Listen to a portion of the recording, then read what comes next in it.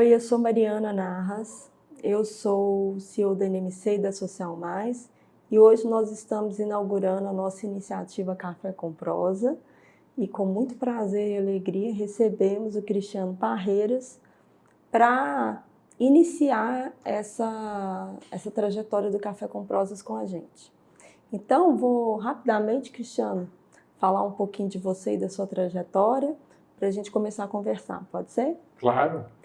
O Cristiano é advogado, ele começou na mineração, lá na Mineração Esperança, depois passou pela Ferros e há 5 anos está na MMI como diretor de sustentabilidade. Além disso, ele integra alguns conselhos, né? É uma personalidade bem conhecida aí no setor da mineração. Por exemplo, ele faz parte do conselho do Sindiestra e tem aí uma experiência bem importante para esse assunto aqui que a gente vai trazer hoje.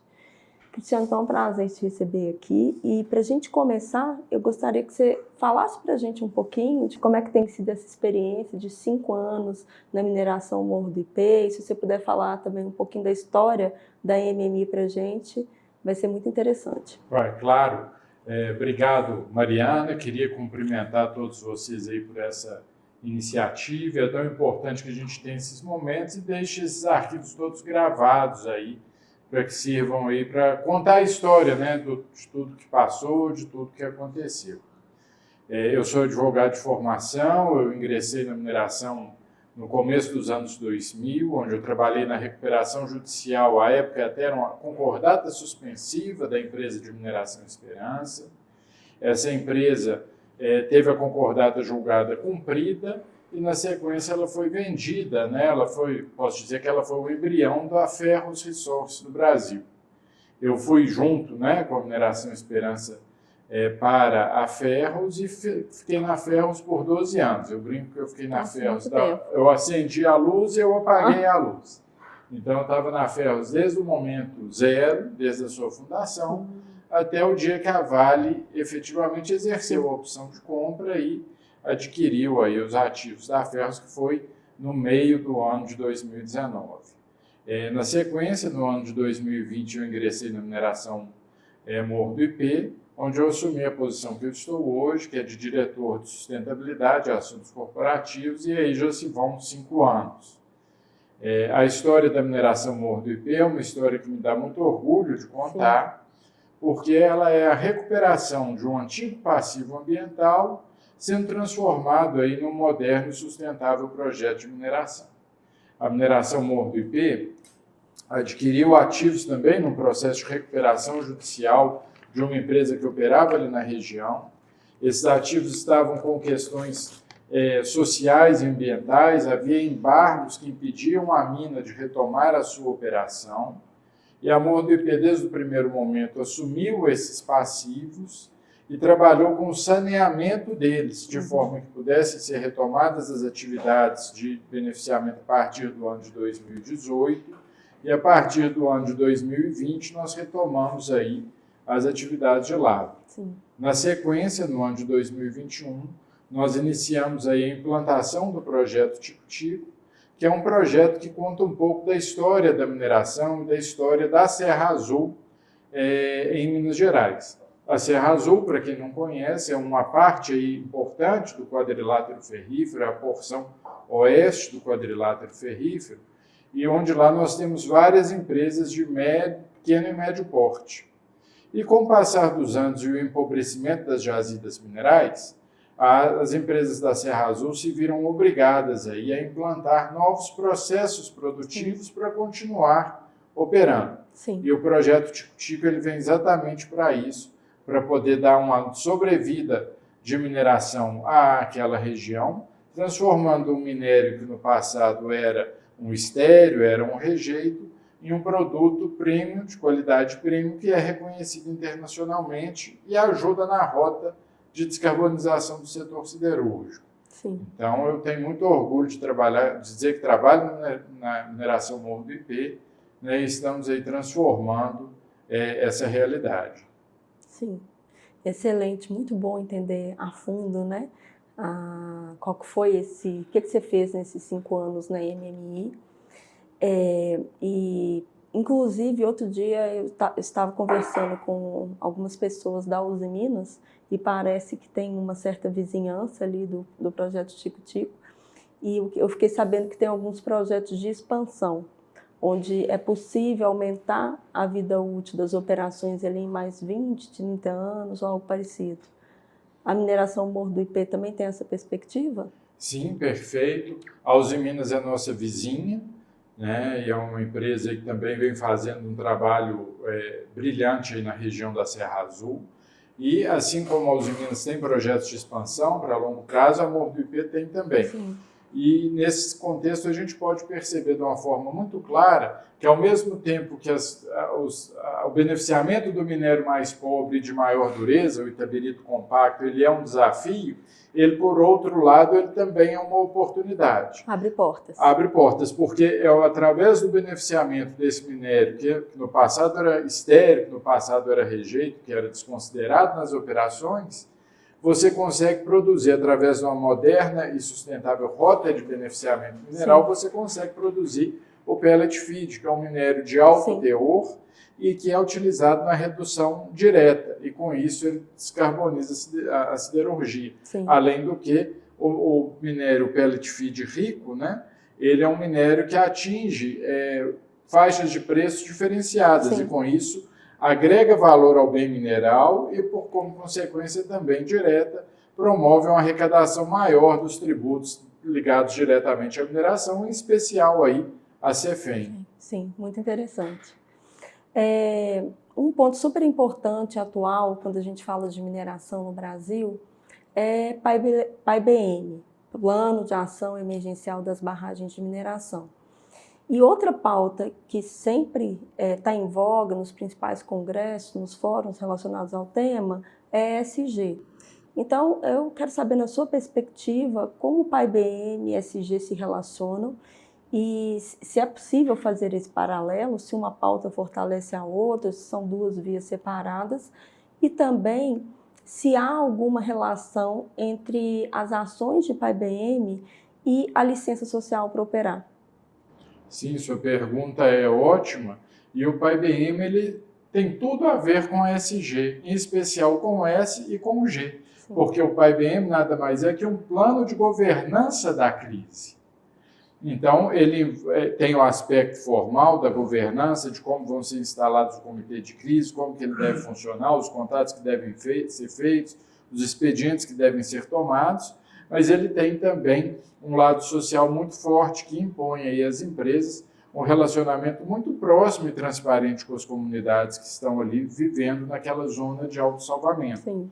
Então, um PAI-BM bem feito, ele é a consecução, né? Ele é colocar o ESG em prática. Sim. E a gente vê isso muito claro, os planos hoje que as empresas trabalham, né, muito próximas das comunidades, com ações aí de engajamento, de participação, de treinamento dessa comunidade que está ali numa zona de autossalvamento, porque como o próprio nome diz, zona de autossalvamento significa que aquelas pessoas que estão naquele local, elas precisam saber o que deve ser feito numa eventual situação de emergência. Sim. Para se autossalvar. Sim. Então, daí a importância, né, desse roteiro que nós temos anualmente de cumprir os treinamentos internos, simulado externo, seminários orientativos, de forma a deixar aquela população que está ali no entorno preparada para caso a gente venha ter alguma situação de emergência.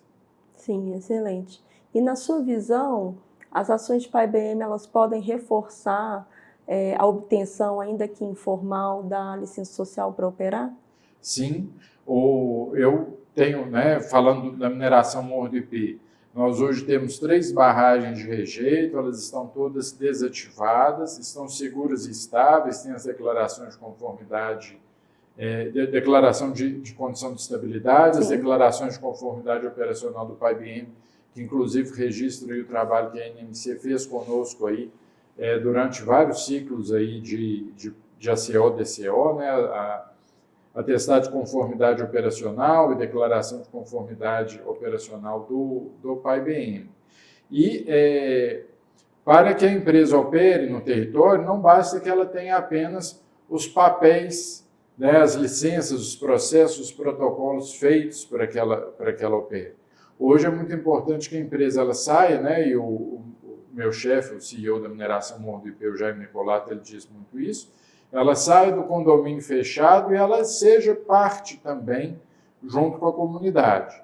Então é importante que ela leve esses temas, essas questões para a comunidade, trabalhe com ela, a comunidade sinta-se integrante e parte da construção desses planos, para que eles sejam realmente planos operacionais, com certeza, né, que eles realmente atinjam o fim pretendido, porque de nada adianta, às vezes, um PAI-BM muito bem feito em papéis, em protocolos, mas se a comunidade não conhece ou se ela não se apropria dele. Com certeza. Né? Porque o grande protagonista desse trabalho é a comunidade.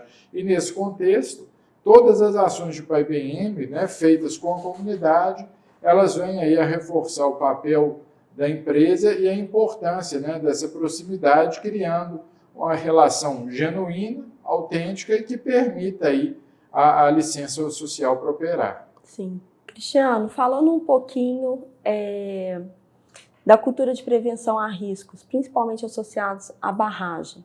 A gente sabe, né, de todo o histórico aí da mineração em Minas, do grande passivo ambiental associado à existência de muitas barragens de rejeito da mineração, principalmente aqui no quadrilátero ferrífero.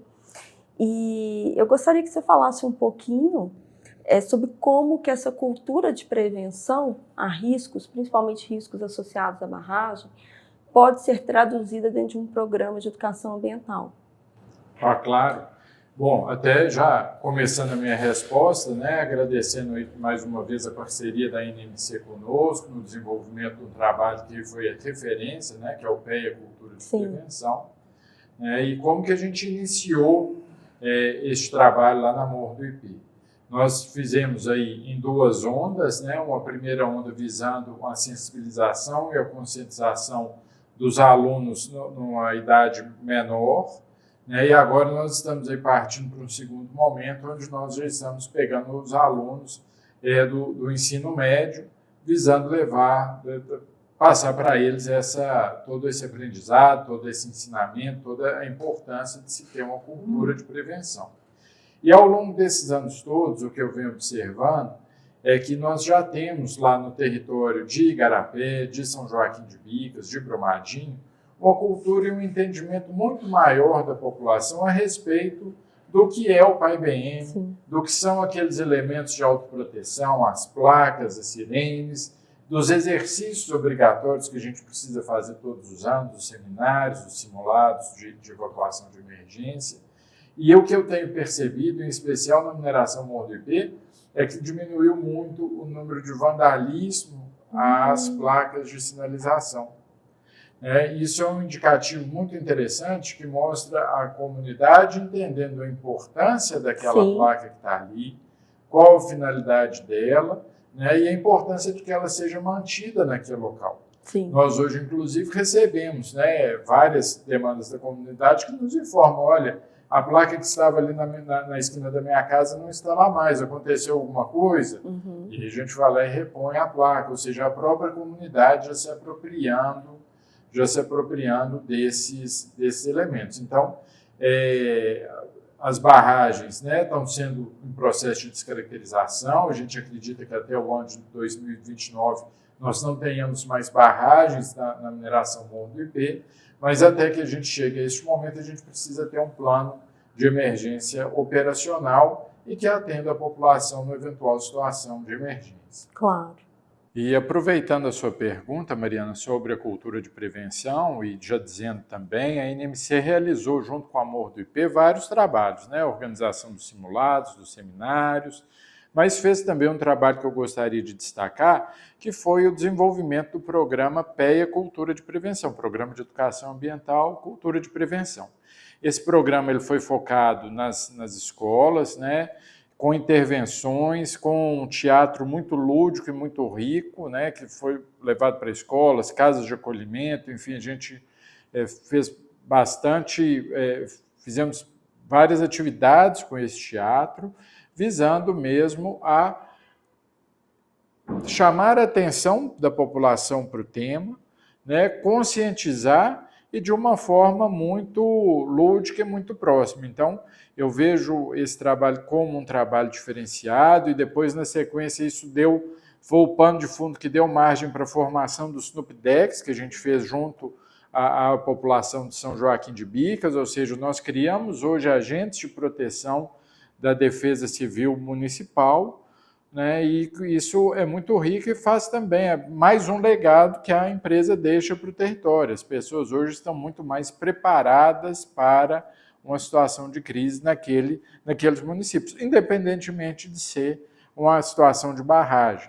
E aproveitando essa colocação sua sobre a mudança na prática, com relação, por exemplo, a instrumentos, placas, eu quero saber também qual que é a sua perspectiva sobre a importância de um programa de educação ambiental para além de mitigar impacto, mas do ponto de vista da transformação social da geração de legado. É possível estabelecer esse paralelo a partir da sua observação nas ações da mineração Morro do Ipê? Sim, até há poucos dias a gente participou de um seminário com outras empresas de mineração e para nós, né, houve um consenso ali ao final de que as comunidades, né, os territórios, eles hoje têm uma cultura de prevenção e de risco muito maior do que tinham antes de começar esse trabalho. Então, nós já vemos as pessoas preocupadas com riscos de enchente, riscos de alagamento, riscos de queimada, riscos de trânsito. Então, essa cultura de prevenção, ela vem evoluindo aí nos nossos territórios, né? Infelizmente, o Brasil, de uma forma geral, nós não somos uma população, uma sociedade que tem uma cultura de prevenção, dá riscos, por exemplo, como quando a gente compara em especial com a cultura japonesa, onde eles têm lá as questões dos terremotos, das evacuações, isso eles já têm muito mais avançados que nós. Sim. Mas eu vejo que nós estamos no começo de uma jornada e eu já percebo uma transformação nos territórios que a gente atua. E a minha expectativa é que ao final, mesmo depois, né, que nós já tenhamos descaracterizado as barragens e eliminados aqueles riscos, nós deixemos aí sim um legado, né, de uma cultura prevencionista, o tanto que é importante a pessoa ter consciência de, naquele local, quais riscos ela está associada. Sim, porque muitas vezes os riscos percebidos aqui no Brasil, eles estão associados também à segurança pública, à segurança alimentar, e não apenas o risco, por exemplo, um risco de uma enchente, o risco associado a uma barragem, né? Tem questões também sociais que são latentes no nosso território, no Brasil, em Minas Gerais, que a gente também precisa olhar. Sim, perfeito. É importante a pessoa ter o conhecimento geral, né, de todos os riscos que tem, né, que ela está sujeita naquele local, naquele território. Sim. Agora, mudando um pouquinho de foco, mas ainda dentro dessa temática de sustentabilidade, eu gostaria que você falasse um pouquinho para a gente aqui sobre a estratégia ESG da mineração Morro do Ipê, de sustentabilidade, inclusive. Se você pudesse explicar um pouquinho como que perpassa, de forma geral, para que a gente tenha um entendimento também. Claro. Bom, na minha visão, o ESG, né, Environmental, Ambiental, Social e Governança, ele, na realidade, ele é uma gestão de riscos dentro da empresa. É a forma como eu vejo hoje, né? E até contando um pouquinho da história da sigla ESG, ela surgiu a primeira vez num discurso do então secretário-geral da ONU, Kofi Annan, e era um discurso emblemático chamado Who Cares Wins. E nesse discurso, que era voltado para instituições financeiras, ele disse o seguinte: olha, que a empresa que não se preocupar com as questões ambientais, sociais e de governança, ela vai deixar de existir. E como que isso entrou, né, e como que isso vem sendo cobrado hoje das companhias, principalmente pelas instituições financeiras. Hoje, quando a gente entra num banco para abrir uma conta, para pedir algum financiamento para a empresa, a primeira coisa que vem no requisito, né, no relatório que o banco quer ver, é o seguinte: olha, como que você trabalha as questões ambientais, as questões sociais, as questões de governança. Então, porque a instituição financeira ela já percebeu o seguinte, olha, se a empresa ela não tiver cuidado com o meio ambiente, se ela não tiver uma licença social para operar e se ela não cuidar da sua governança, ela não vai ter vida longa. Aqueles riscos, aquelas questões vão paralisar, vão inviabilizar a atividade da empresa mais hora ou menos hora. Então, na mineração Morro do Ipê, nós temos uma estratégia muito consistente, a gente tem políticas de sustentabilidade, a gente tem aí certificações ISO 37301 e 37001 de compliance de anti-suborno, fortalecendo a nossa governança. Sim. Nós temos aí um cuidado ambiental destacado, valorizando, aí só para você ter ideia, nós hoje preservamos uma área equivalente a 7 vezes a área impactada pelo nosso projeto de mineração. Muito importante. Ao longo dos últimos anos, nós fizemos o plantio de mais de 100 mil mudas de espécies nativas no entorno da mina e dentro de unidades de conservação no estado de Minas Gerais, mostrando que a mineração pode ser, sim, exercida de forma moderna, segura e sustentável. Cristiano, conta para a gente um pouquinho como é que foi a operacionalização e, na prática, como é que foi essa jornada PAI-BM da MMI? Bom, eu assumi o PAI-BM da mineração Morro do Ipê a partir do ano de 2021. A gente ainda estava sob o regime da pandemia, a gente tinha dificuldade, não podia fazer aglomeração, não podia fazer os treinamentos. Sim. E quando, numa determinada mudança de legislação da ANM, foi determinado que nós refizéssemos a nossa mancha de inundação. Uhum. E a partir desse momento, nós tivemos que refazer todo o sistema de alerta que nós tínhamos, o sistema de sinalização que nós tínhamos. Nós ali na região de Igarapé e São Joaquim de Bicas estamos muito próximos da comunidade urbana. Então, a nossa zona de autossalvamento em número de pessoas está entre as maiores do Brasil. São cerca de 7 mil pessoas ali vivendo ou transitando dentro da zona de autossalvamento. E naquele momento da alteração da legislação, nós não tínhamos as sirenes adequadas para atender toda aquela população, as placas adequadas, aquela população estava sem treinamento. Então, foi um desafio muito grande para nós. Naquele momento, nós fizemos com o Ministério Público do Estado de Minas Gerais um termo de ajustamento de conduta, um termo de compromisso, que fixou aí prazos para que nós fizéssemos todas essas ações, os compromissos, até quando nós vamos ter as sirenes instaladas, até quando nós vamos ter as placas instaladas, os treinamentos, os simulados, quando vão acontecer. Isso para nós foi muito positivo, porque nós conseguimos ordenar aí as nossas ações e ter uma governança sobre essas ações. Então, a partir do ano de 2022, nós já fizemos todos os exercícios obrigatórios, nós refizemos a nossa mancha de inundação, fizemos a instalação de mais de 1.500 placas de sinalização, treinamos as pessoas, realizamos os simulados, que no primeiro ano nós tivemos uma adesão muito significativa das pessoas, Nós tivemos aí mais de 1.100 pessoas participando dos nossos exercícios. Em 2022? Em 2022, de 2022 para 2023. Então, isso reforçou aí o trabalho que foi feito ao longo desse tempo, Sim. E mostrando que é possível, sim, a empresa traçar as metas, os planos e executá-los junto com o apoio. E para nós é muito importante o apoio do Ministério Público do Estado, das Defesas Civis de São Joaquim de Bicas e de Igarapé, que nos deram a oportunidade e trabalharam conosco nos momentos mais difíceis, o território às vezes mais reativo, às vezes é uma colocação de placa, a instalação de uma sirene, a realização de um exercício, mas a gente foi com um trabalho de cultura de prevenção, um trabalho próximo das autoridades, mostrando que aquelas atividades eram importantes e que beneficiavam, eram feitas para a própria comunidade. Sim. Então, hoje, os nossos exercícios se tornaram referência aí para todo o setor, as nossas ações, os nossos trabalhos, e nós seguimos aí uma trilha buscando aperfeiçoar e melhorar a cada dia. A dificuldade grande do setor hoje é o engajamento da população nos exercícios. A gente vê o time interno das companhias muito engajado, muito participativo, muito preparado para uma eventual situação de crise, mas a gente vem notando que a participação da população vem caindo. Sim. Então, o desafio agora para nós é estratégias, né? E até a gente está trabalhando com influencers, com pessoas que tenham acesso maior à comunidade, para sensibilizar a comunidade a respeito da importância da participação nesse exercício. Pelo que você trouxe para a gente, que foi muito importante esse relato, atualmente um dos principais desafios é o engajamento das comunidades que estão ali nas zonas de autossalvamento, tanto nas ações de PABM, exercícios simulados, seminários, etc.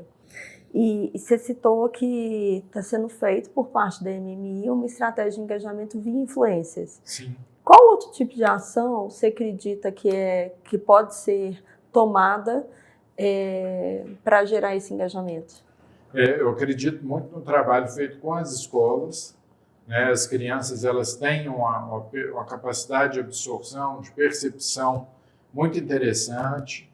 Elas, né, quando você também, igual a gente fez com vocês até junto conosco, um jogo, uma amarelinha do PABM para poder levar para as escolas da primeira infância e de forma lúdica, né, ou na expressão de hoje, gamificar aquela ação para que as crianças tenham um interesse maior de participar e com isso se conscientizarem. A criança se conscientizar, ela leva aquilo para dentro da casa dela. No dia do exercício, vai tocar a sirene, a criança, quando ouvir, vai falar com o pai, ó mãe, nós precisamos ir até o ponto de encontro.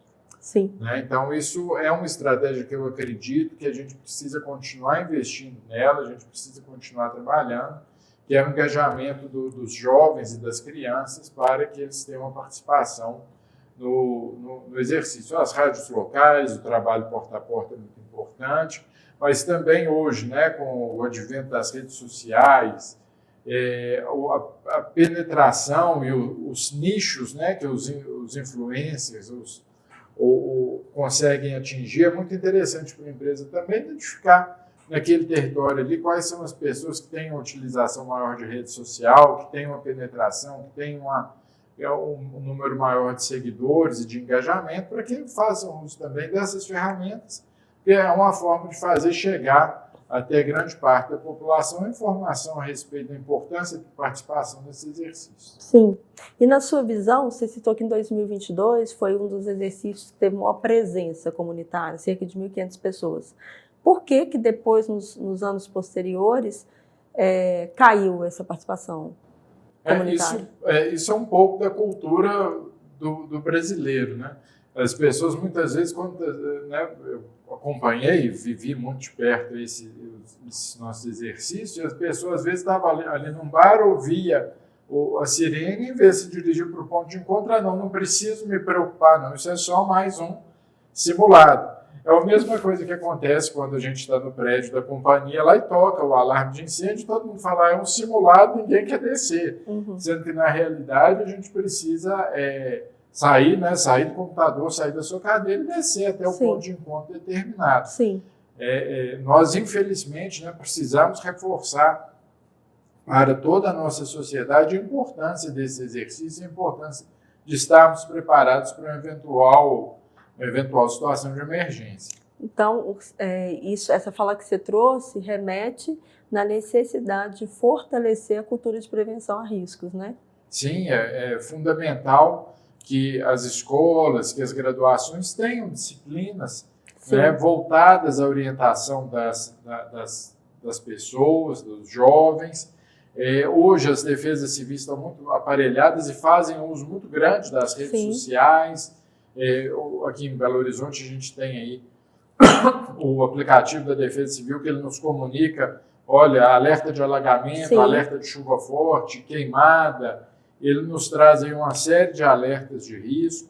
As minerações desenvolveram junto com a CEMIG o PROX, que é um aplicativo para também trazer os riscos daquele território onde a pessoa está. Recomendo que todos conheçam e baixem esse aplicativo, que é muito útil, traz muitas informações aí importantes e de interesse. Enfim, é um trabalho dia a dia para que as pessoas venham aí se conscientizando a respeito dos riscos, né, e o quão é importante elas conhecerem, porque a pior coisa que tem é você não conhecer o risco que você está nele. Porque você tem uma situação de emergência, o que eu preciso fazer para me salvar, para proteger uma pessoa da minha família. Então, é sempre importante a gente estar a par dos riscos que a gente está, quando a gente está na estrada, quando a gente está em casa, quando a gente está no escritório, né, para que a gente saiba o que deve ser feito quando a gente, por um acaso, tiver uma situação de emergência. Sim, concordo. Cristiano, para fechar, qual mensagem você quer deixar tanto para as comunidades, para as partes interessadas, com relação à cultura de prevenção e o fortalecimento dessas ações na nossa sociedade como um todo? A mensagem final que eu gostaria de deixar para todos, né, o protagonista do plano de ação de emergência de barragem de mineração é a comunidade. Com certeza. E esse exercício, todo esse trabalho é feito para ela, comunidade. Então, se apropriem desse trabalho, se apropriem dos elementos de autoproteção, conheçam, entendam e aproveitem esse momento para se conscientizar a respeito dos riscos que existem naquele território e o que pode ser feito para que a gente faça a mitigação desses riscos, a eliminação desses riscos. É muito importante que a população se aproprie, né, de todo esse trabalho para a construção de um futuro mais seguro. Sim, concordo. Cristiano, foi um prazer te receber aqui na NMC e na Social Mais. Muito rico tudo que a gente conversou aqui. E eu te agradeço pelo seu tempo, pelo seu compromisso, tanto com o setor da mineração, quanto com a nossa agenda de sustentabilidade ESG. Foi um prazer mesmo. Eu que agradeço, Mariana, toda a equipe da NMC que está aqui conosco hoje participando dessa gravação, né, e dizer que fico muito feliz de estar aqui podendo fazer um registro, né, de quanto essas ações foram importantes para a mineração Morro do Ipê. Muito obrigado. Obrigada.